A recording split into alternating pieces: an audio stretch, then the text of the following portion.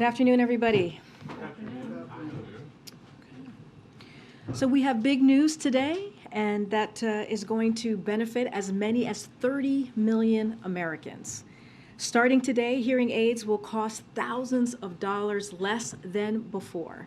President Biden's executive order on competition called on the FDA to make hearing aids available over the counter without a prescription. That is now a reality. This week, retailers across the country, including Walgreens, CVS, Best Buy, Walmart, and Hy-Vee, will start selling over-the-counter hearing aids in-store and online. And adults with mild to moderate hearing loss can buy these hearing aids without a prescription, exam, or even fitting, which will lower average cost by as much as $3,000. That's thousands of dollars going back into the pockets of Americans and providing a little more breathing room in their family budgets as well. Finally, President Biden looks forward to welcoming President Herzog of Israel to the White House on October 26, a visit that underscores the enduring partnership and friendship between the United States and Israel. They will consult on key issues, including regional and global challenges of mutual concern, opportunities to deepen Israel's regional integration, and ways to advance equal measures of freedom, prosperity, and security for both Israelis and Palestinians. President Herzog will be in Washington October 25th and 26th for meetings with a range of interagency officials. With that, Darlene, want to kick us off? Yes, thank you. I wanted to start by asking, is the president aware of the comments that Donald Trump made yesterday about American Jews, basically saying that they're ungrateful and they better get their act together, appreciate what they have before it's too late? Given that the White House weighed in pretty forcefully last week to the racist comments by the Los Angeles City Council members, would the White House denounce these anti-Semitic comments by the former president as well? So Donald Trump's comments were anti-Semitic, as you all know, and insulting, both to Jews and to our Israeli allies. But let's be clear, for years now, Donald Trump has aligned with extremist and anti-Semitic figures. And it should be called out, to your point, Darlene, just like we called out our Democratic friends and colleagues last week, and we will condemn and call this out as well. So we need to root out anti-Semitism everywhere. It rears its ugly head. We need to call this out. With respect to Israel, our relationship is ironclad, and it's rooted in shared values and interests. Donald Trump clearly doesn't understand that either. Okay. Just to follow up on that, it was announced earlier today that the rapper formerly known as Kanye West wants to buy the conservative social media platform Parler. And this comes after he was kicked off of Twitter and Instagram last week for his own set of anti-Semitic comments. Is the White House or the president concerned that should this sale go ahead and that Ye be allowed to buy this platform, that it would give him another venue for anti-Semitic comments, hateful comments, with no gatekeeper, no one to say that's wrong or anything like that? So as you know, when it comes to these types of purchases or agreements, I can't speak to that. So that's not something, the actual agreement or interaction, I can't speak to that. But what I can speak to is hateful rhetoric. What I can speak to is insulting rhetoric. What I can speak to is anti-Semitism, which is hateful. It is dangerous. And we are going to continue to condemn that type of language, because at the end of the day, it is disgusting, and there is no room, absolutely no room, no place in our political discourse to be having that type of really vile conversation or comments being made. President Biden hasn't attended any rallies or events in public in support of candidates in recent weeks. With the midterms just 3 weeks away, will we begin to see him do that more? What will his schedule look like? Can you say your first part? He hasn't attended any rallies or public-facing events with candidates in recent weeks. What will his schedule look like in the coming weeks as the midterms get closer? So I have to be careful because I can't, we do respect the Hatch Act and our strict limits from here, so I want to be very, very careful. But I would point you to the president's most recent trip to out west, so it's kind of a bizarre question to ask because he was very visible this weekend and last week. He was out there, and again, I cannot speak to specific elections or campaigns or actions that he's taken, but all I will do is point you to his West Coast trip most recently. As far as upcoming trips, we've announced that he's going to go to Pennsylvania. We've announced that he's going to go to Florida. He was just in Colorado, Oregon, and California, and don't have more beyond the next two trips that I have just laid out. And he's going to be out there with congressional Democrats and elected Democrats to continue to talk about how congressional Democrats and the president has delivered for the American people when it comes to lowering cost, when it comes to making sure that we're creating jobs right here in America, when it comes to what we just announced today with hearing aids. So he is proud of the work that we have done here, and he's going to continue to talk and make sure to talk about it in states and make sure that the American people hear directly from him. Right, a lot of the places that you mentioned were private fundraisers or official events. Will we be seeing him appear alongside candidates in public? Is that intentional to not have him do stumping with these candidates and supporting his party? Again, I'm going to be very careful about what I say about ongoing elections. I am restricted here, but I will point you to Portland, Oregon. I will point you to LA, California, where he was out there with fellow Democrats talking about how we have delivered in the past 19, 20 months. Will we see him in public with the upcoming trips that you've mentioned with John Fetterman, Charlie Crist when he was in Florida?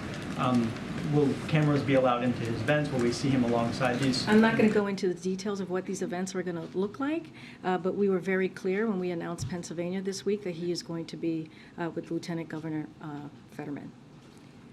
Thanks, Karine. Does the White House have a reaction to Russia's latest drone strikes against Kyiv?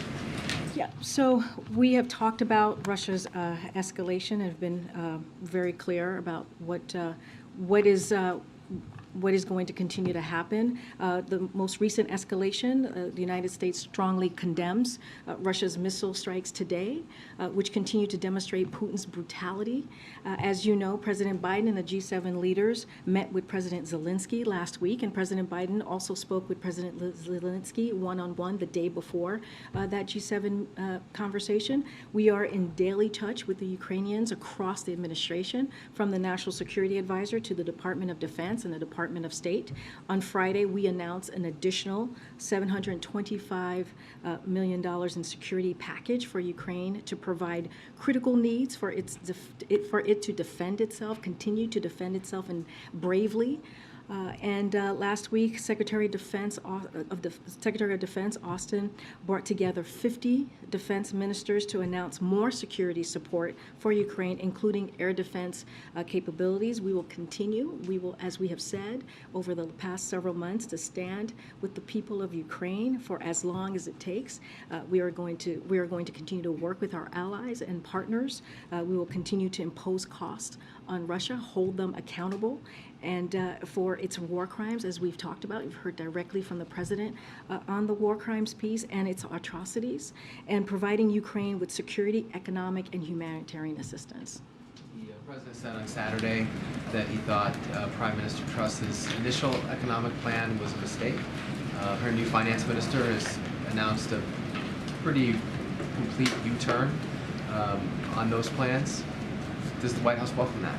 So, like the president said, you were there. You may have asked him the question. I'm not 100%. So, like the president said this past Saturday, the question that Jeff may or may not have asked, is up to the UK to make these judgments. It is really up to them to decide what is right for their, for their own constituents, right, for their country. The UK is a close ally, as you've heard us say many times, and we work with them on a range of issues, including strengthening the global economy.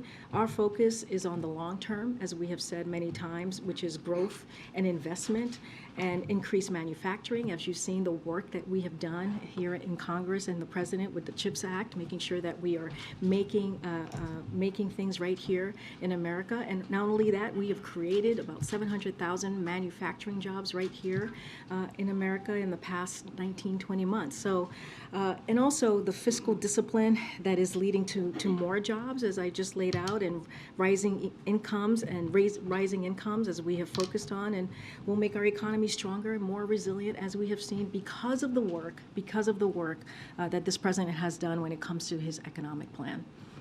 Just back to the drone attacks, does this administration believe that we are entering a new phase of the war in Ukraine? So I'm not going to go into any analysis about where we are in this war.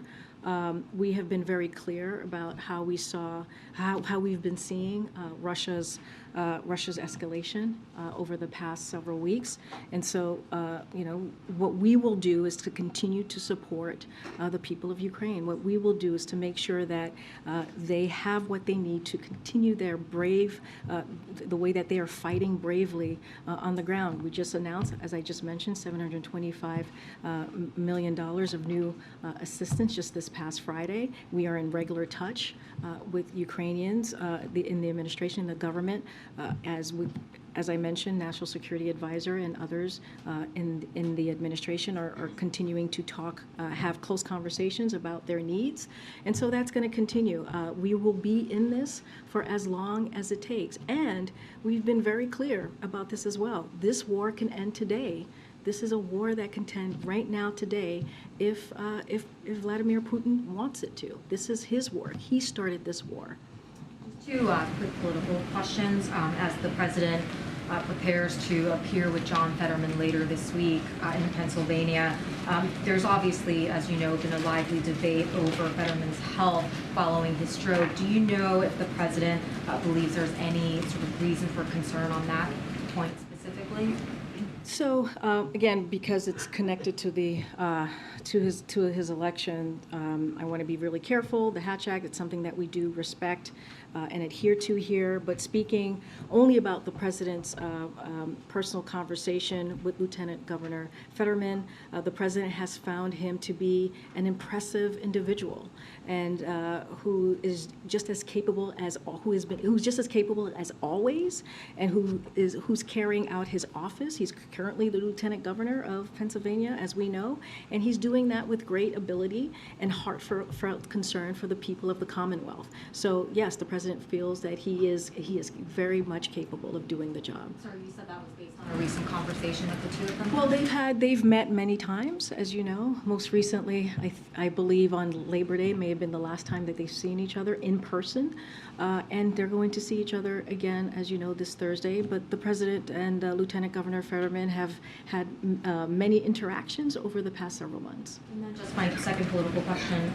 The end of last week, the president said that his reaction to the Herschel Walker controversy in Georgia was negative. Wondered if you wanted to elaborate on that? No, I'm going to just let the president's word stand. I'm not going to elaborate on that from here. Hey, Karine, thanks. I have a question about hearing aids, but first I wanted to take a stab at the question from earlier.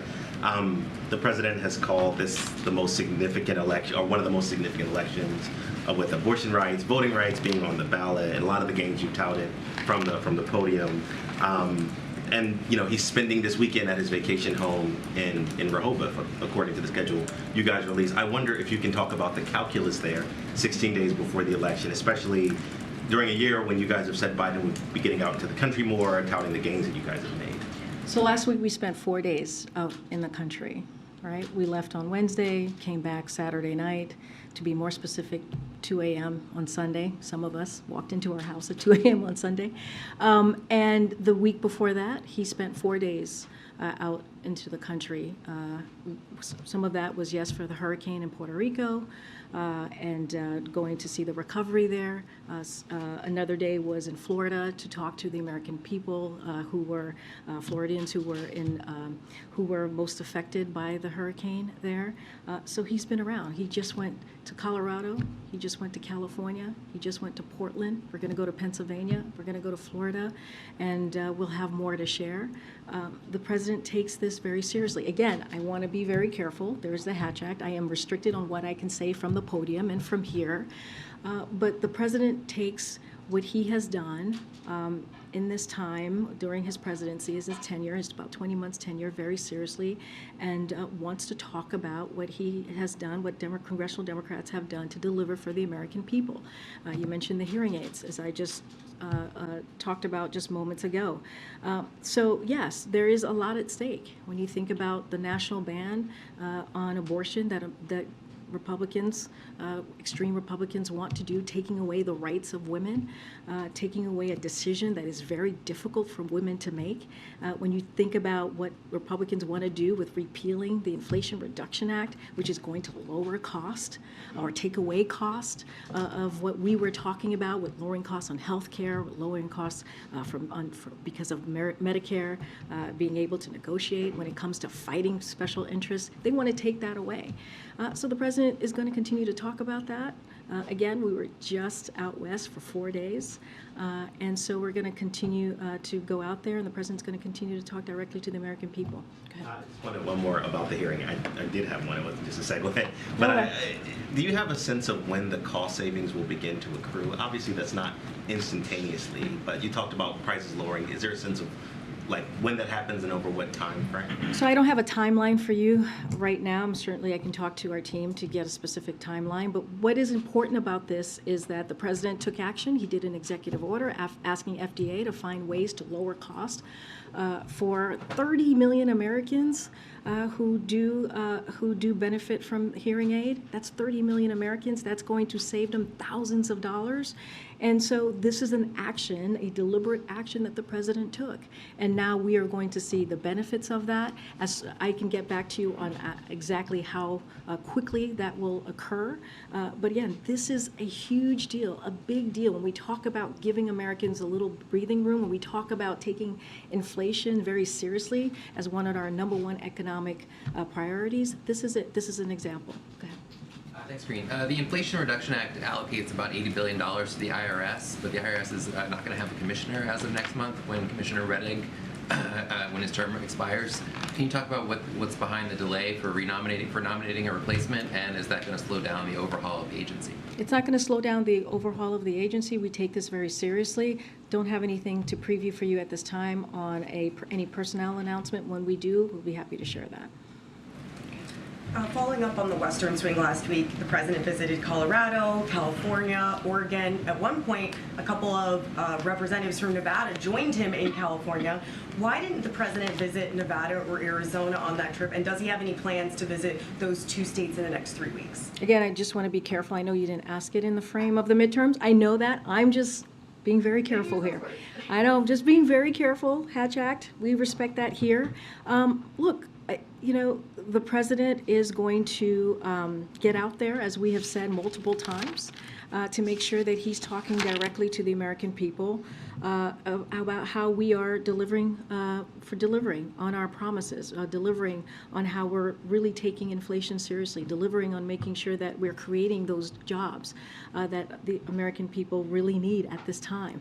And so he's been on the road nonstop, and he will continue to be on the road nonstop. Where he is needed, he will go. And if we have more to add to his travel, we certainly will. As you know, he's going to Pennsylvania on Thursday, and November 1st, he's going to be going to Florida. But why not Nevada and Arizona during the I just Western said, swing? if we have more to share, we certainly will. Don't have anything else to add to what I just laid out. And tomorrow he's expected to speak about abortion rights at an event in Washington, D.C.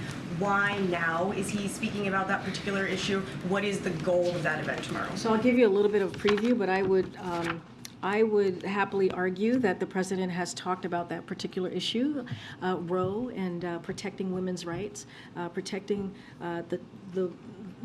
the right for women to decide to make really important decision, difficult decision on her body and her health care from the beginning and even before the Dobbs decision was made. But I'll say this, again, want to be careful. I can't speak from here on tomorrow's event beyond what we put into guidance. But broadly speaking, I'm happy to take the chance to talk about this and what the president will be leaning into. So, again, the assault on women's access to reproductive health care by Republicans official is an assault, and the president's going to speak about that, as he has been for the past several months. He just talked about, when he was out west, he talked about the national bans that we're seeing from extreme Republicans, whether it be Lindsey Graham's proposed national ban, abortion ban, or the effort in Arizona to enforce a law on the books from 1864, before women even had the right to vote. And you've heard me talk about this before right here at the podium. Republican officials are dead set on moving America backwards and stripping women of their rights. That is what we have been seeing since the Dobbs decision in June. And their obsession with regulating women's bodies is not just disturbing, it's also very dangerous.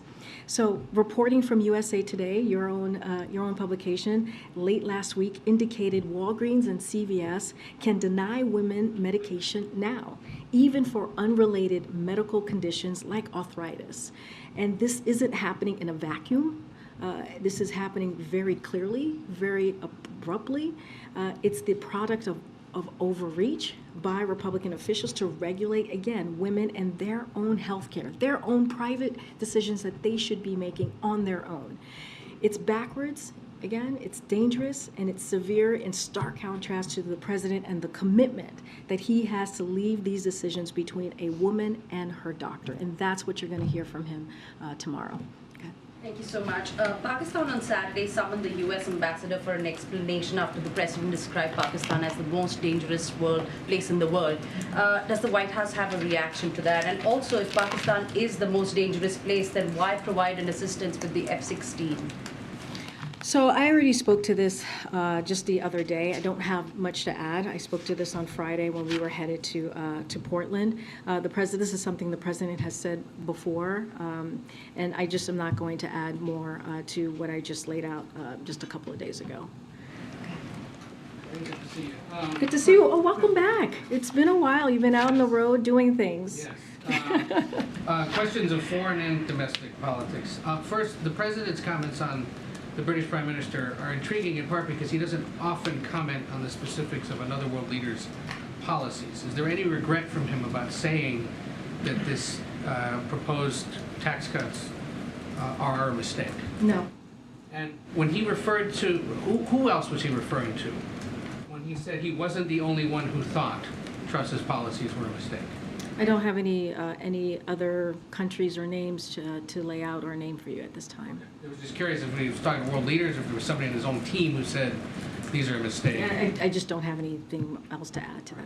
On the political questions you've gotten, and you're doing a great job of keeping the lawyers back there happy by not Thank talking you. about the Hatch Act. Yes. But it's important. let's see where he's been in the last month. He's Okay. giving a speech tomorrow in D.C. He's given fundraisers in New Jersey, New York. He campaigned with Democratic governor candidates in Massachusetts and Maryland, and then he was in California, Oregon, and Colorado next week. Yes, he has plans to be in Pennsylvania and Florida, but behind closed doors with two of the Democratic candidates. There's a White House Office of Political Affairs. Have they been getting phone calls from candidates in some of those other states, Arizona, Nevada, Georgia, Wisconsin, Michigan, to say, we'd love to have the president come? Look, I don't have any calls to read out. We don't have any calls or personal conversations to read out. Look, the way we see it, and the president has been traveling nonstop. You did a great job laying out the places that he's been to, and he's going to continue to be on the road nonstop. That is not going to stop. As you noted, we announced that we're going to Pennsylvania and Florida. Look, he's going to go where he is needed the most, at this time, we don't have just any additional. We just don't have any additional travel to lay out for you. Again, I'm trying to be very careful here on what I can say. I am restricted at the podium because of the Hatch Act. But again, he has been traveling nonstop. You just laid out where he has gone and where he's going to be in the next couple of days, and the president is looking forward to it. He is looking forward to being out there. You all saw him just the past couple of days talking directly to the American people, having conversations, laying out his thoughts, and you'll continue to see that. One other on China. Does he have any comment on President Xi's speech to the Party Congress on Sunday and his anticipated third term? So I don't want to comment from here on any internal political process of other countries. I want to be really careful. I'm not going to comment from here. So I'm just going to leave it there. Thank you, Karine. Following up on something you said earlier, if President Biden's top domestic priority is inflation, why doesn't he have more to show for it? So the president understands, and we've talked about this many times, that inflation is an issue, high cost. Cost is an issue for the American people. And so he's been very clear about making that his number one economic priority. And he has done the work. And he's done the work with congressional Democrats. When you think about the Inflation Reduction Act, which is going to lower the cost for our seniors, millions and millions of seniors across the country. When you think about that $2,000 cap on their own Medicare prescription, when you think about the thousands of dollars that our seniors pay a month, now that's going to be $2,000 a year. That is the work that congressional Democrats and congressional Democrats and the president has done. Republicans did not vote for that at all. And what Republicans want to do is that they want to repeal that very historic piece of legislation that is also going to lower energy costs, that is also going to help fight climate change. They want to get rid of it. So there is a contrast that we are going to make, which is how Republicans are actually going to make things worse, and Democrats want to do the opposite and make things a little easier. I just talked about the hearing aids, which is going to help 30 million Americans across the country. But who exactly thinks the president is doing a good job on inflation? Because we've got a new poll that finds he receives his lowest job ratings on inflation, net negative 38 points. We understand that there are challenges that are in front of us here in this country. That is why the president has taken action to lower costs. Think about gas prices. You think about healthcare premiums. You think about Medicare, again, beating special interests so that we can lower costs, so Medicare can actually be able to lower costs for senior citizens. When you think about all of these steps that he has taken to make sure that that is happening, Republicans in Congress refuse to be partners with us on this. They refuse to help us. You think about the American Rescue Plan that has helped create an economy that is indeed resilient, that created jobs. They refuse to help. Have the president's economic advisors told him that the general consensus now is that the American Rescue Plan has contributed to inflation? Look, Secretary Yellen, who is incredibly well respected, as you know, in the economic space, has spoken to this. So I will leave her words speak to that, to the statement that you just made. Here's the thing. What the president has done, the issues that he has worked on, when you think about Medicare, we think about health care, you think about energy costs, you think about Inflation Reduction Act, you think about the CHIPS Act, they are popular. They are popular with the American people. They understand. The American people understand what these pieces of legislation that we have worked so hard to get across the line, that are now law, is going to change the lives of American people. Now, is there work to be done? There's always more work to be done, but we are taking the steps to do that. Again, congressional Republicans, they are doing nothing, absolutely nothing. They want to repeal, they want to take away the advances that we have made. Go ahead, Kelly. When the president either hears or is briefed about Senator Warnock in Georgia not saying that he would support or answering the question about would he support the president in 2024. Does he view that as disloyal to the president personally or to the administration, or does he view it as strategic in a race? Georgia's a state President Biden won in 2020, and yet as a candidate, the sitting senator would not engage on that question in a debate format. So how does the president view something like that? So again, just to be very mindful of the Hatch Act. I don't. Asking the president's feelings Oh, about no, I this. hear the president's feelings. Here's what the president understands and he knows, is that he is the leader of the party. And he is not only that, but he is the president of the United States. And it is important to him to make sure that he addresses and deals with the most important issues to the American people. That is his focus. He's not focused on 2024, and he's spoken to that, and I've spoken to that, and he said he intends to run. We're going to leave that there. We're not going to speak to it any further. But he has been very clear about how important he sees his job to make sure that we understand that we meet people where they are when we talk about inflation. That's why he's made the inflation the number one priority and when it comes to his economic policy. That's why we have the bipartisan infrastructure legislation, right? To really deal with what Americans care about, to make sure that we're dealing with infrastructure, dealing with supply chain, creating jobs. When you think about the American Rescue Plan, right? To make sure we put money in people's pockets, to make sure that we open schools, got shots in arms. Those are the things that the president understood that was before him that he needed to address. And so that's his focus. That's how he's thinking about things. As you're asking me how he's feeling, how he sees things, he sees this opportunity as being president of the United States, as being the person who is able to help create legislation, get things passed. Distancing from fellow Democrats?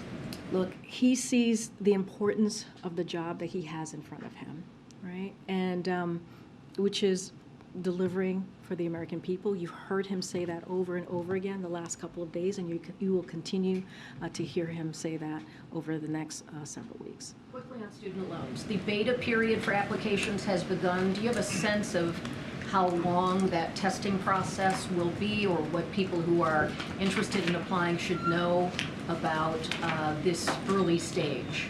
So we'll have more to say on that soon, but we've seen an overwhelmingly positive response, as well as a strong website performance since we began testing the site this past Friday night. So it's been very positive. Just a few things applicants over the weekend have said about this I want to just lay out so folks can hear. One said it was the easiest application they've ever filled out. Took maybe 60 seconds. That's a quote. Another said, and I quote, "I just filled out the student loan forgiveness form in about 1 minute on my phone in my pajamas. It is possible that the government actually made a form that's easy and straightforward," end quote. Another quote, "It is the simplest government form I've ever filled out." So the beta testing period remains open, and the Department of Education's technical team will continue to monitor the site's performance in real time. And any borrower who submits an application for debt relief during this period will have it processed when the site officially launches later this month. Borrowers won't need to reapply at all. But again, we'll have more to share. I don't have anything at this time, but we'll have more to share. Go ahead. Thanks, Karine. Just to follow up on that, do you have an estimate of how many people applied over the last couple of days? We'll have more to share on that. We don't have a number at this time. And the president said last week that gas prices are still too high, and he said he'd have more to say on the issue this week. Yes. Can you give us a sense of what we should expect from the president on gas prices? And does he have new policies in mind, or is it more of just like a rhetorical approach? He'll definitely have more to say. As you know, I don't want to get ahead of the president, and once we have something to share, we will. I know we're kind of limited on time, so I'm going to go really, really fast. Go ahead, Stephen. Thanks, Karine. You may have gotten into this in response to Peter's question, but I want to approach it just somewhat differently. CBS News poll that was out yesterday indicated that 2/3 of voters believe that the administration is not doing all it can and could be doing more to curb inflation.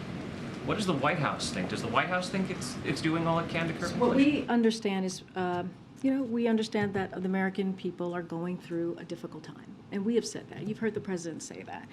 And we understand how it is tough. It is a tough time for them. That's why we're doing stuff like the hearing aid. 30 million people saving $3,000, that's a big deal. That is a big deal, and that's because of the action that the president took by signing this executive order, as you all know, a couple of months ago.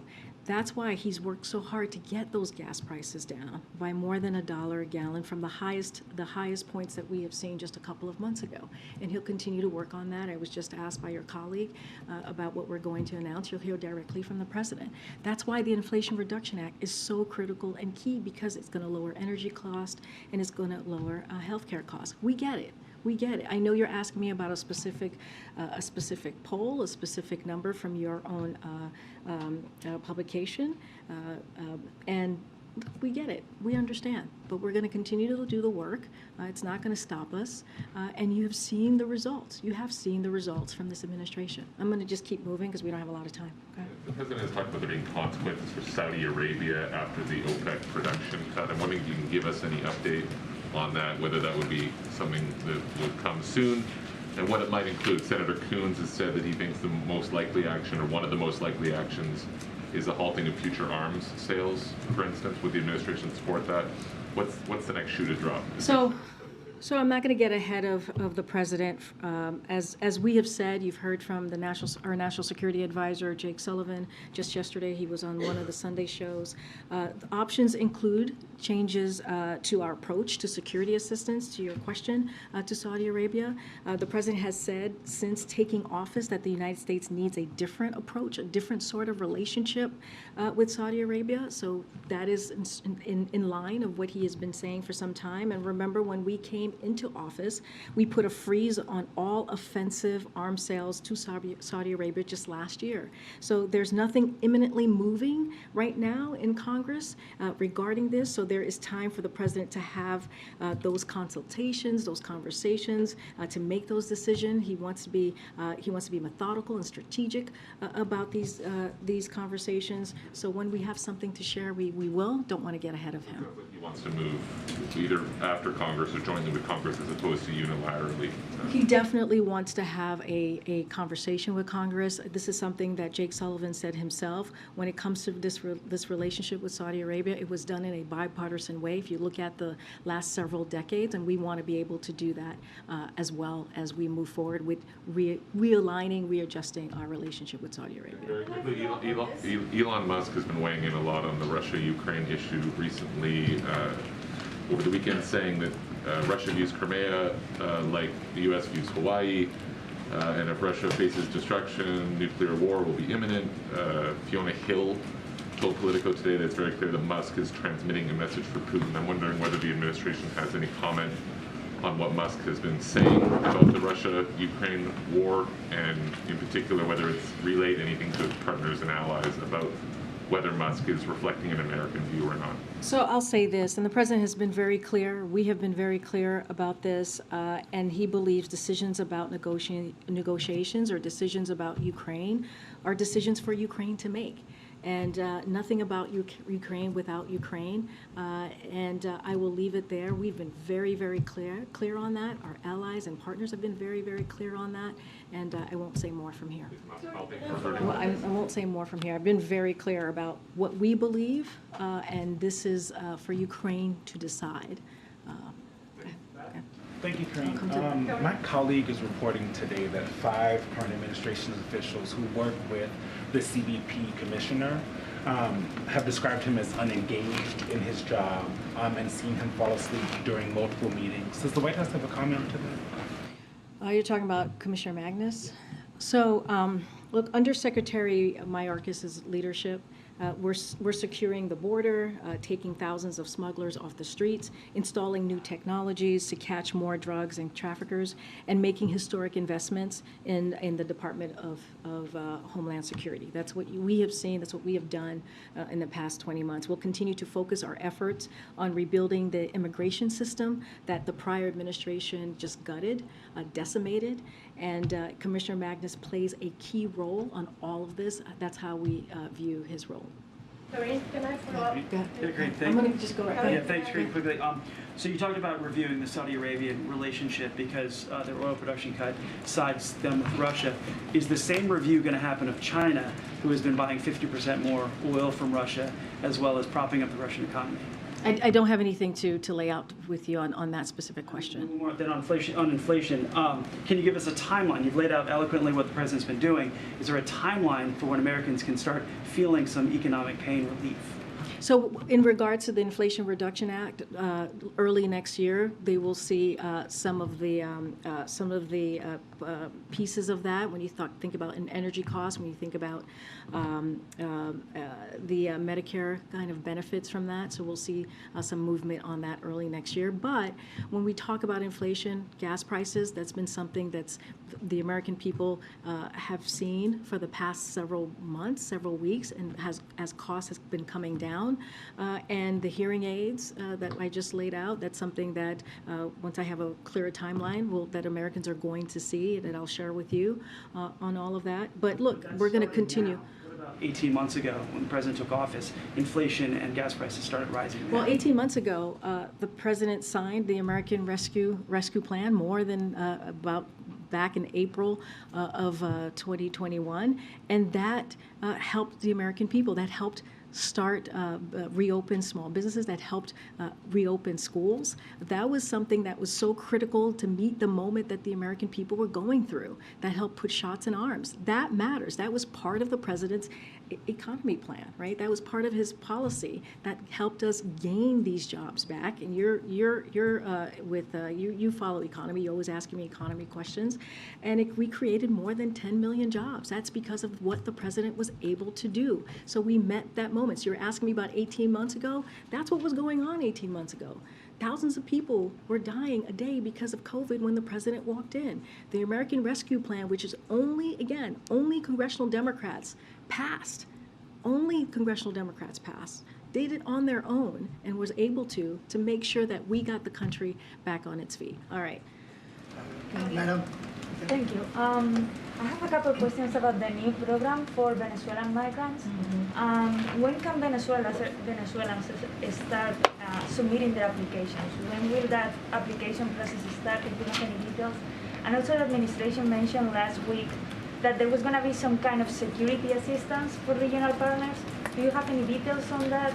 Thank you. So your first question first, supporters will be able to apply in the upcoming days. Information on how to apply will be found on the DHS website, so I would refer folks there to the website. On the security assistance that was announced, as you just mentioned, last week, again, I would refer you to DHS, the Department of Homeland Security, and also the government of Mexico as well, for their announcement that they've made for information on the coordinated response there.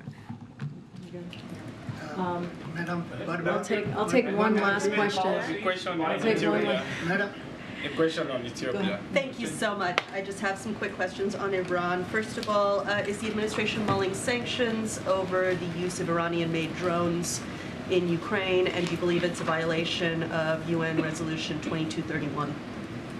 So just very quickly, I can't speak to these specific reports, but as you know, we have been warning since July. The National Security Advisor, Jake Sullivan, was here at this very podium when he warned about this back in July, that Iran was planning to sell UAVs to Russia for use against Ukraine. We also exposed publicly that Russia has received drones from Iran, that this was part of Russia's plan to import hundreds of Iranian UAVs of various types, and that Russian operators continue to receive training in Iran on how to use these very systems. So there is extensive proof of their use by Russia against both military and civilian targets there. You've all have seen as well the reports this morning of what appear to be an Iranian drone striking downtown Kiev, yet Iran continues to lie about this. They have not been truthful about this and deny providing weapons to Russia for use in Ukraine. Meanwhile, according to these new reports, Iran is considering selling still more destructive weapons to support an invasion they claim to oppose. Now, what we're doing here, we'll continue to vigorously enforce U.S. sanctions on both the Russian and Iranian arms trade. That's what we'll do from here. Make it harder for Iran to sell these weapons to Russia, and we'll stand with our partners throughout the region against that Iranian threat. Weekend, VOA Persian got some worrying reports from human rights activists in Tehran who said that authorities at Evin prison shot at prisoners who were trying to escape the fire. Does this change anything about the White House's view on these escalating protests in Iran, and what might be the consequences of actions like that? So look, you've heard from the president directly just this past weekend when he talked about how gravely concerned he is about the intensifying violent crackdown on peaceful protesters, on the brave women in Iran and their allies, and he talked about how he's proud of how much they're fighting for their equal rights, for their basic rights. That's what we're seeing from the Iranian civilians. The Iranian government has now killed, as you all know, more than 200 people in its crackdown, according to credible reports by human rights organizations. And we condemn the Iran authorities and that have arrested and fired at peaceful protesters, the targeted arrest of journalists, human rights activists, teachers, and cultural figures, and the continued disruption of the internet inside Iran. You have heard from us the sanctions that we have put forth through the Treasury Department, and we will have more to share when we can. Amid all of this, is the JCPOA still a priority? How is the administration keeping it top of mind? So, my colleague at the State Department spoke to this last week, and I'll just reiterate what he laid out, which is the door for diplomacy will always remain open, but as of now, we don't see a deal coming together anytime soon. Meanwhile, regardless of the nuclear talks, we will continue to confront Iran's behavior in the region, protect our troops, including with military forces when necessary, and support the brave Iranian people who are demanding for their basic rights. They are demanding for their basic rights and dignity, which this regime has long denied them. So the United States stands with Iranian women and all the citizens of Iran who are inspiring the world. You heard the president say this himself just a couple of days ago, with their bravery, and will continue to take action to impose cost on those who commit violence against peaceful protesters or otherwise seek to suppress their rights. Again, we don't see a deal coming together anytime soon. To answer the question in the back, all right, everybody, I'll see you tomorrow. Thank you. Thank you.